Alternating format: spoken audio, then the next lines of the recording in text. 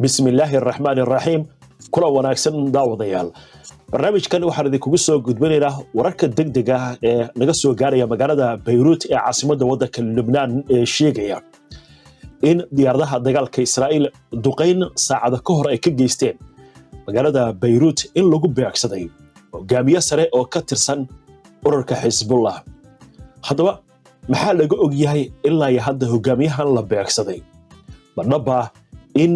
goob ay ku shirayeen hogaamiyaal sarsare oo ka tirsan ururka Hezbollah oo ku jiray Hashim Safiyuddin oo lagu waday in uu bedelo Sheikh Hassan Nasrallah in lagu beegsaday goobtaasi maxaynu ku ognahay ilaa hadda goobta qaraxa oo ka dhacay sida waxay u dhaceen nooca gantaalada loo adeegsaday duqeyntaasi iyo waliba ninkan la yiraahdo Hashim Safiyuddin waxa laga yaqaan dhammaan macluumaadkaasi iyo wararka ugu dambeeya ee haatan soo baxaya iyo faahfaahinno kala duwan oo arrintan ku saabsan iyo ururka Hezbollah iyo Israa'iil inay hadleen in kale ayaan barnaamijkan idinku soo gudbin doonaa saacada ka hor warbaahinta Israa'iil waxa shaaca ka qaaday in qaraxyo ka dhacay magaalada Beirut oo duqeyn ahaa lagu beegsaday hogaamiyaal sarsare oo ka tirsan ururka Hezbollah oo ku jiro Hashim Safiyuddin oo ah xogayaha guddiga fulinta ee ururka Hezbollah ninkan waxa lagu tiriyaa inuu ka mid yahay ragga ugu sareeya ururka Hezbollah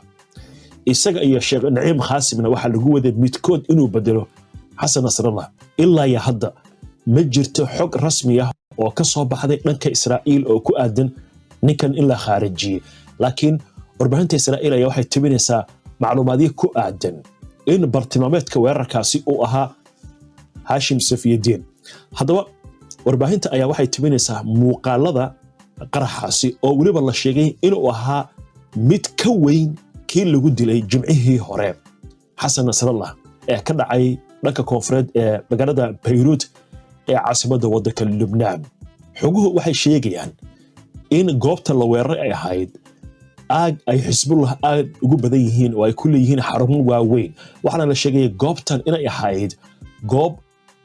dhuufeysyo iyo marna dhulka hoostooda ay ku yaaliin oo lagu yaqaan ururka Hezbollah inay ku leeyihiin xaafadda Daahiya ee ku taal dhanka koonfureed ee magaalada Beirut sida halkan idinkaga muuqata weerarkan waxa la sheegay in uu ka dhashay qarax aad u weyn waxaana laga maqlay iskabadah magaalada Beirut guud ahaan magaalada Beirut iyo nawaaxigeeda ayaa laga maqlay dadka fariimaha kala duwan baraha bulshada ku soo qoraya ayaa waxay sheegayaan in dhulka uu gariiray dabcan weerarkan waxa lagu yaqaan ama gantaaladan loo adeegsaday weerarkan iyo wali weerarka lagu dilay Hassan Nasrallah in marka ay qarxan ay dhaliyaan sida dhul gariirka oo kale waxa la leeyahay gantaalka la yiraahdo rampage ama gantaalada loogu talagalay in lagu burburiyo dhuufeysida dhulka hoostooda ah xogaha soo baxaya waxay sheegayaan in uu jiray shir u socday ururka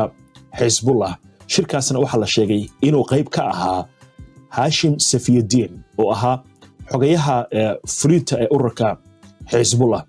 macluumaadka ilaa hadda la helaya waxay sheegayaan Hezbollah inaysan arrintan xaqiijin ama aysan ka hadlin sheegashada dhanka Israa'iil ka imaanaysa sidoo kale militariga Israa'iil ilaa hadda ma aanay sheegan in la khaarijiyay Hashim Safiyuddin inta badan ururka Hezbollah waxa la sheegaa marka dhacdo sidoo kale ay dhacdo waxay u shaqeeyaan sida nidaam maamul oo kale qofka waxa lagu sameeyaa baaritaan DNA ba laga qaadayaa markaas kadib ay xaqiijiyaan waana la socotaan waxay qaadatay dhowr maalmood inay xaqiijiyaan markii la dilay Hassan Nasrallah jimcihii aynu ka soo gudubnay ninkan waxa la sheegay inuu yahay nin aad iyo aad ugu dhawaa Hassan Nasrallah isla markaasna ay laba hooyo wada dhashay ay dhaleen yacni ilma habreed ama habar wadaag bay ahaayeen sida hadba aad u garanayso waxa kaloo la sheegaa inuu ahaa nin aad iyo aad loogu badanay inuu bedelo Hassan Nasrallah waxaana la yiraahdaa wuxuu ka mowqif adag yahayba Hassan Nasrallah oo waxyaalo badan uu dheer yahay marka ay timaado dhanka maamulka iyo dhanka ciidanka xogaha hadda soo baxay waxay sheegayaan in goobtaasi uu ka socday kulankaasina oo qayb ka ahaa Hashim Safiyuddin telefishinka Al Jazeera ayaa waxa uu sheegayaa in dhowr dhisme oo ku yaal magaalada Beirut gebi ahaanba dhulka la simay wargeyska la yiraahdo New York Times oo soo xiganaya 3 ilo wareed oo Israa'iili ayaa waxay sheegayaan in weerarkan lagu baagsaday kulan ay lahaayeen mas'uuliyiin sarsare oo ka tirsan ururka Hezbollah oo ku jiro Hashim Safiyuddin oo ah madaxa golaha fulinta ee ururka Hezbollah waxaana loo badan yaabaa ninkaasi in uu noqon lahaa Xasan Nasrallah ninkii bedeli lahaa telefishinka kanal 14 oo Israa'iil laga leeyahay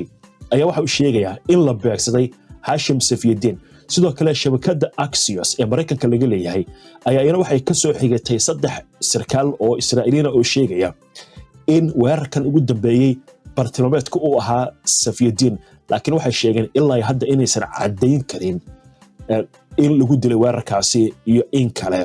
xogo waxay sheegayaan sida shabakada Axios ay sheegayso Safiyuddin waxa uu ku sugnaa baaliyada shirkan oo ka socday goob dhulka hoostiisa oo waliba aad u dheer sida xoguhu ay tilmaamayaan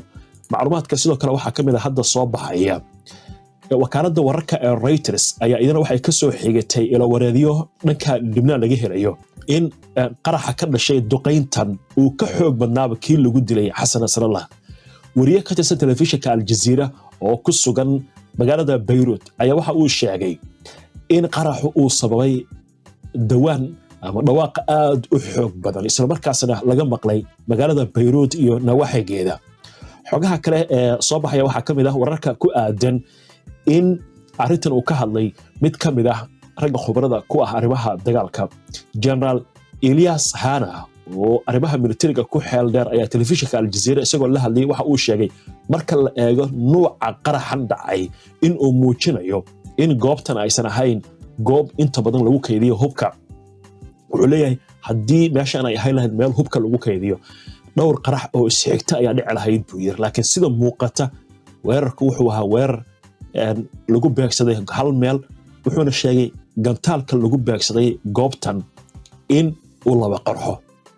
gantaaladan hadda Israa'iil ay u adeegsatay dilkii Xasan Nasrallah iyo waliba weerarkan waxa la sheegaa marka uu galo dhufayska ama godka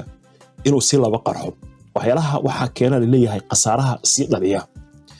in uu dhaliyo sida dhulguriir oo kale oo xitaa meeshaas hadii ay tahay dhufays ama marin dhulka hoostiisa ay markaasi suurtagal tahay in uu dumo godkaasi sida uu sheegayo General Elias Hana oo arintan ka hadlayay hadaba waa kuma Safiyuddin Hashim ninkan waxa la sheegaa inuu yahay nin aad ugu dhawaa Xasan Nasrallah wuxuu dhashay 1964 wuxuu ku dhashay koonfurta wadanka Lebanon wuxuu ka soo jeedaa shiicada wadanka Lebanon waxaana la sheegay in wax ku soo bartay Iran iyo Iraq xogu waxay tilmaamayaan in ninkan muddo dheer oo kamid ahaa hoggaanka ururka Hezbollah isla markaasna uu aad ugu dhawaa Xasan Nasrallah marka laga tago in uu ahaa nin muddo siyaasadda Hezbollah ku soo jiray haddana qoyskiisa waxay muddaba ayagu ka dhex muuqdeen siyaasadda wadanka Lebanon waxaa la tilmaamaa in uu guursaday 1983 gabar uu dhalay Maxamed Ali Al-Amin oo kamid ahaa golaha sare ee shuurada ee shiicada ee wadanka Lebanon wiilkiisa oo lagu magacaabo Riza ayaa sanadkii 2020 wuxuu guursaday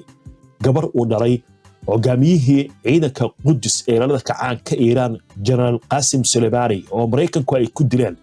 duqeyn ka dhacday magaalada Baghdad bishii January 3 sanadkii 2020 Hashim walaalkiis oo lagu magacaabo Abdullah waa wakiilka Hezbollah ee Iran ninkaasna waxa la sheegaa inuu kamid yahay ragga ugu sareeya ururka Hezbollah